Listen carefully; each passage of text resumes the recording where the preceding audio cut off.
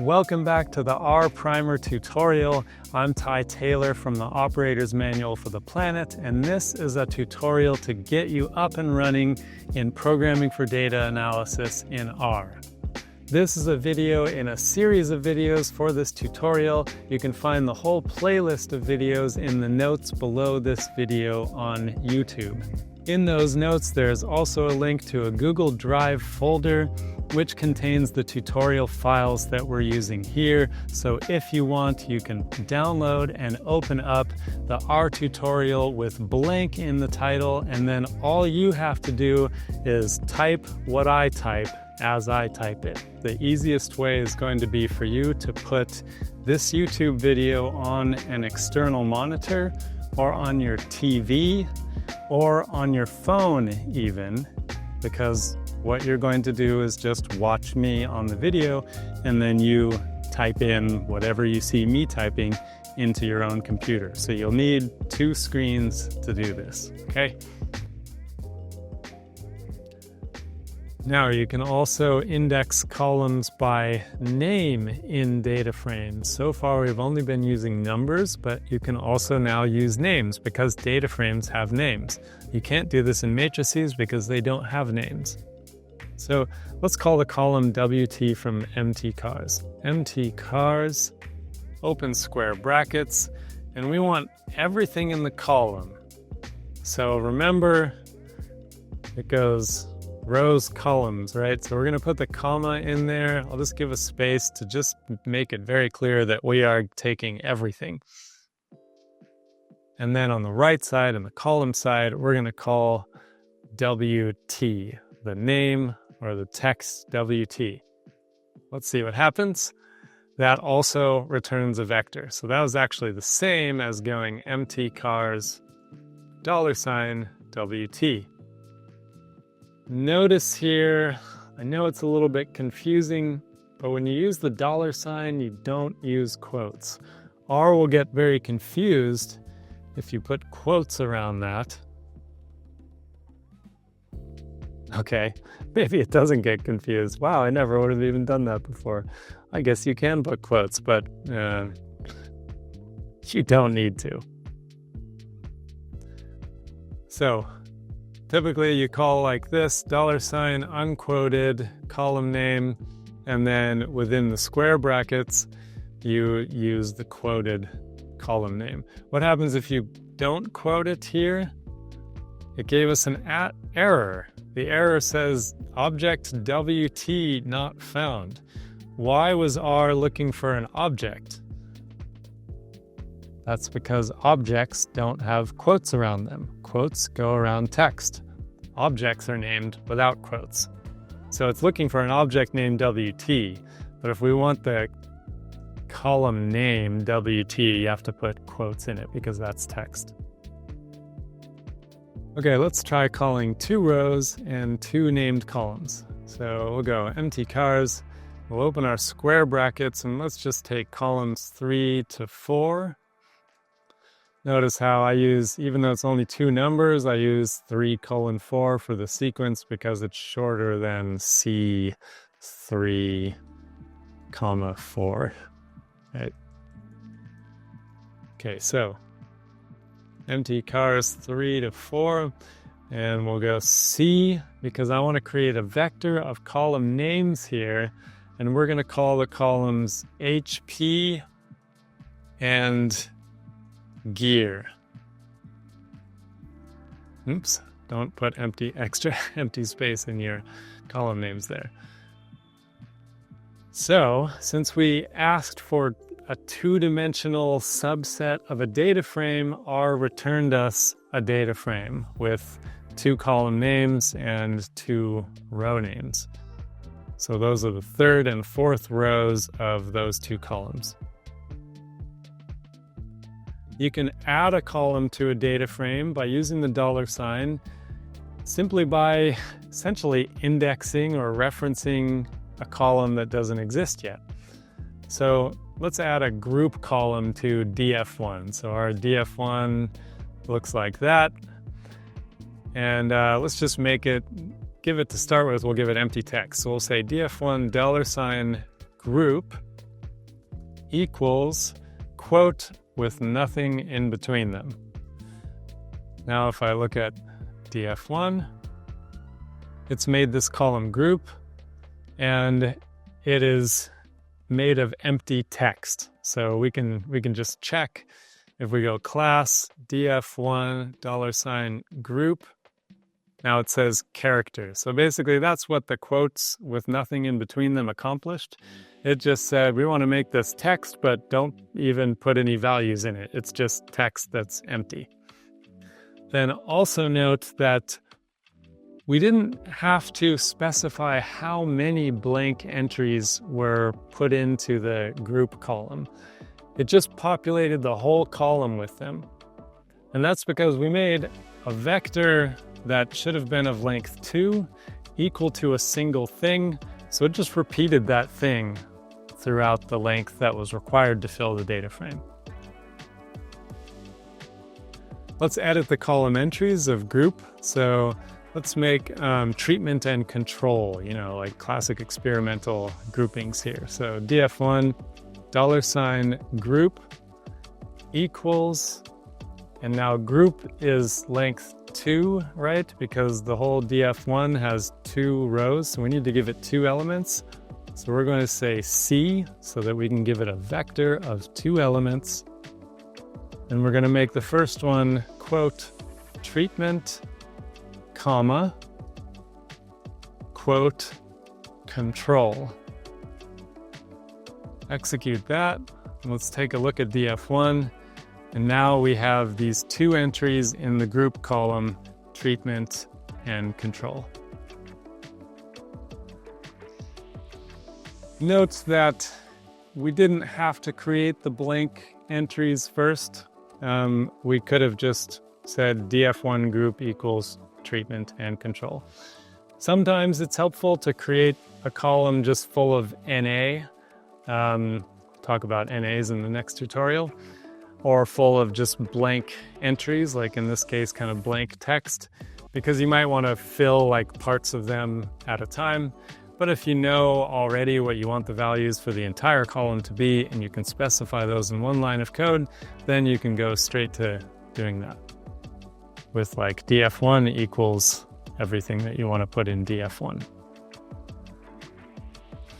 Okay, here's an example usage. So why don't you type this with me so we can keep getting practice. This one isn't so complicated, and you've learned all these skills already. So we'll go data, parentheses, empty cars to call our empty cars data set. Kind of annoying sometimes that when you execute in RStudio, it jumps your cursor down to the next line. Okay, we've called our dataset empty cars. Let's take a look at the head of empty cars. Execute that. And this is the head, returns the first few rows of a data frame. So here's the first few rows of empty cars. And now let's make a new column called model. So let's see, and we're gonna, because like I said before, I don't think that you should store identification variables in row names. I think they should be in columns. So let's just fix that. From empty cars, so we'll say empty cars $model. And we're going to say that is equal to, or is, arrow, row names. So we're going to use the row names function to access the row names of empty cars. So because row names empty cars gives us a vector of the car model names that is of the right length, it's the length of the empty cars, well, the number of its rows, then we can easily take that vector and just put it into this column called model. So let's take a look at our results here, head empty cars. And now you can see that there's a column called model that has all of what was the row names. Now they're stored in a column. You can go into YouTube and click the gear icon, go to playback speed, And you can change the speed of this video to 0.75, 0.5 even, or 1.5, 2x. Now, I'm only interested in the Mercedes, really, so I want to make a subset of this data set that contains only the Mercedes makes, or the Mercedes car models. So I'm going to make first an indexing object that is a vector containing the row names, the row numbers, the row indices, where Mercedes cars occur in this data set. Okay, so I like making these little vector indexing objects, IDX, and we're going to use a fancy trick here. So IDX is, and this function called grep, or grep. And you'll see what that does. So we are going to look in the model column for any text containing the text Merc. So we'll write Merc in quotes, comma, space, MT cars, $model, because grep, what it's going to do is take this first argument, a string of text. In this case, we're looking for the word Merc that is contained within any of the entries of the model column. So note, for example, here, just show you how this works. So I just visualize the entire MT calls data set. So here we've got these models Merc 240D, Merc 230. None of the column names are actually equal to just Merc. So we need to flexibly search within these for text that contains the word Merc. And that's what grep does, really handy function. Okay, so we execute that, our index object, IDX. Let's take a look at IDX. IDX is a vector of numbers. In this case, those numbers represent the row numbers that contain Mercedes. Now let's make a new data frame called Mercs, because it's just the Mercedes. So we'll say Mercs is MT cars. We're going to make it like a subset of MT cars. Square brackets, because we want to index the rows containing Merc. So we'll put our comma in there in our square brackets, and we will start with IDX. That's what's going to index our rows. And then for the columns, we want a simplified data set here, only the Mercedes, and we only want the model, the miles per gallon, and the weight of the car. So on the right side of the index, we use C to get a vector of column names, and we'll call the model column, MPG column, and the WT weight column. Execute that. Now let's take a look at Mercs.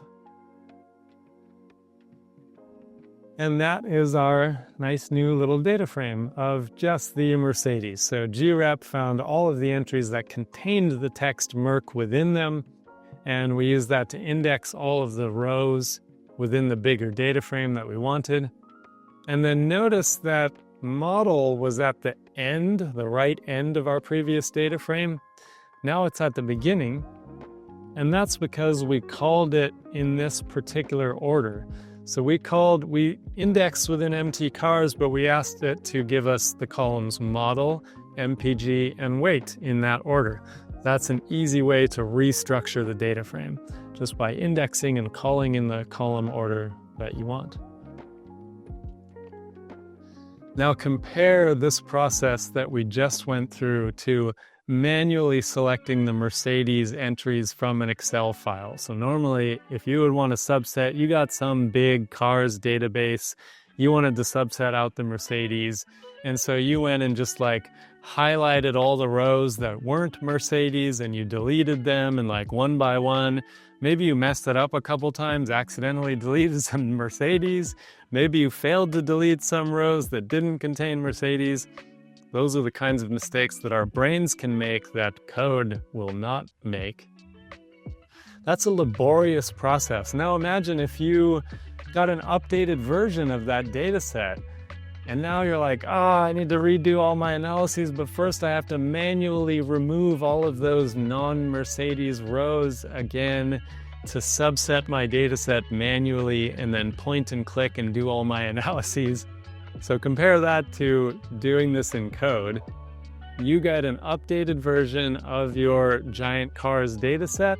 All you have to do is run your script again, and it will dynamically search for the Mercedes entries and subset your data and make you a nice new data set every single time. That is the power of code. If you found this video useful so far, by the way, please give it a like with that little like button at the bottom of the video.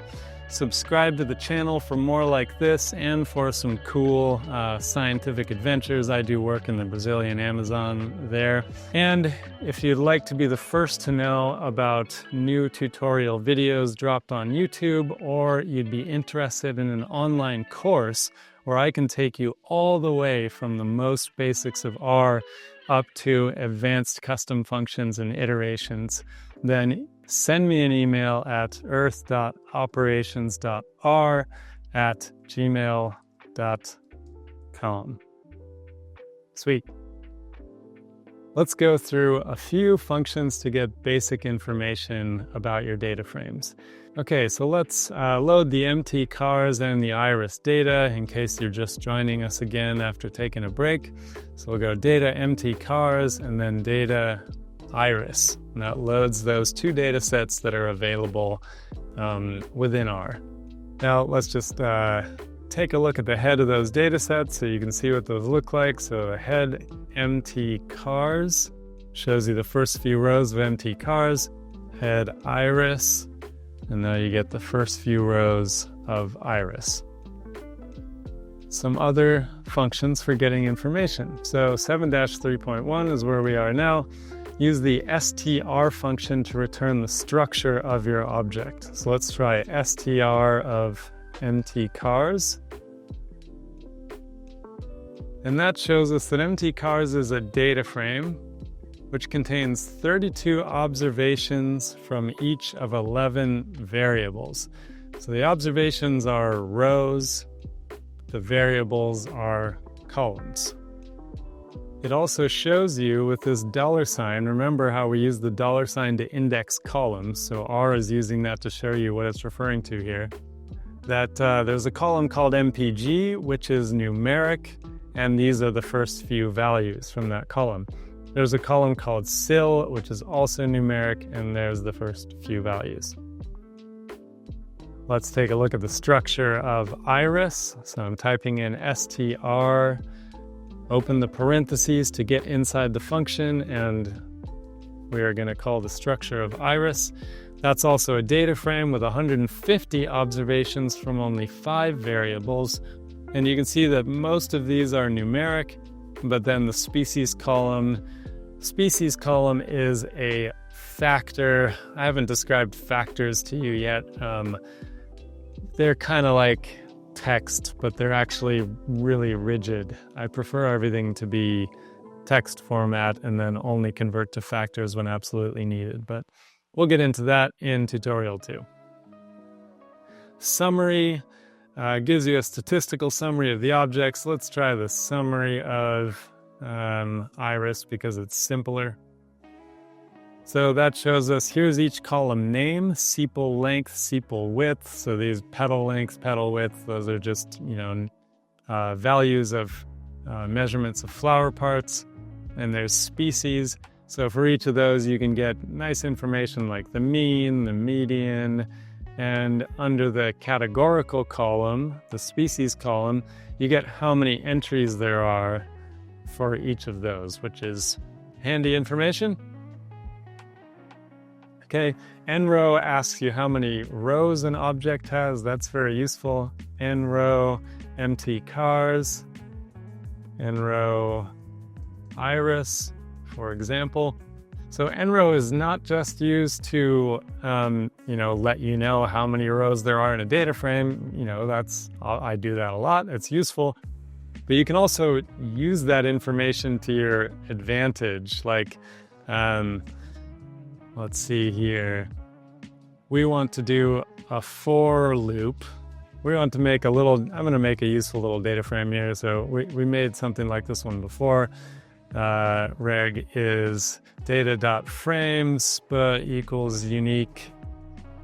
You don't have to type this after me if you don't want to. Unique iris species, right? So then let's say I would use this to start getting some summary information and adding columns with like the means or whatever of values for each of these species. Then I can start a for loop for I in 1 through nrow reg. So here's where I'm using nrow to make a for loop that will advance row by row until it gets to the last row of nreg. It's of reg, this data frame for. I called it reg because earlier we made one like this to populate with regression analysis results. So I could say for I in 1 through 3, but it's much better to have flexible code like this that interprets the number that you want, like from the number of rows in reg, because maybe I'll add more species to this and then the number of rows will change. So if I had 1 through 3, I would have to change the 3 to a 5 or whatever. But if I have 1 through nrow, then I never have to change that. It will always work through the right number of rows. Okay, ncall asks how many columns the object has. So let's look at ncall of mtcars, ncall of iris. So mtcars has 11 columns, iris has 5 columns. So head mtcars, just to show you, those are the 11 columns. Okay, we're on 7-3.5. Let's try length. Length gives you the number of elements in an object. So let's try length iris $species to ask what is the length of the species column in iris. If you execute that, you get 150. And why is it 150? It's not a surprise, because if I type down here in the console nrow iris, there's 150 rows in iris, and each column has to have the same number of elements as there are rows. But for other vectors that were kind of arbitrary lengths, like indexing vectors like we've created earlier, you might want to do again like a for loop through that vector. So you might go for I in 1 through length idx. And now I would be able to loop through each of these, which might be row numbers to use to index in a column or in a data frame. So that's an example of using length. Here's another example actually that's useful. So we're going to use length. So length iris species was obviously 150 because there has to be the same number of elements in the column as there are rows in the data frame. But you might want to know how many species are in the iris data set. How many unique, different species? So we use the function unique. So we're going to nest functions here, length, unique, open parentheses, iris, species. And now we get 3. Often to understand what's happening in R, you can take the internal parts of code, like you can nest a lot of things in long lines of code, and to make sure you understand what each of the components are doing, just highlight one kind of complete segment of code that's nested in there and execute that. So for example, let's just highlight unique iris species. Make sure to end at the correct parentheses there. Don't go all the way to the parentheses that closes length. Okay, so now execute that, and it will actually show us the unique iris species values. This levels thing is unique to factors. It's one of the things that makes them annoyingly rigid. Let's assume that this was like a nice sensible character vector column, and you would get just 3 character entries, 3 unique different species in iris. Remember when we looked at str iris? Or summary iris. There we go. And in summary iris, there's species and there's those 3 names. How many elements are in MT cars? So we use length to determine how many elements. So let's try this. Length MT cars. That's funny. It gave us the number 11, but I thought MT cars had more rows than that. Like, let's see, N row MT cars, 32. So why did it give us 11? Pop quiz, what is considered a single element of a data frame? And that's what we're asking the length of here. How many elements are there in MT cars? I'll let you pause and puzzle over that.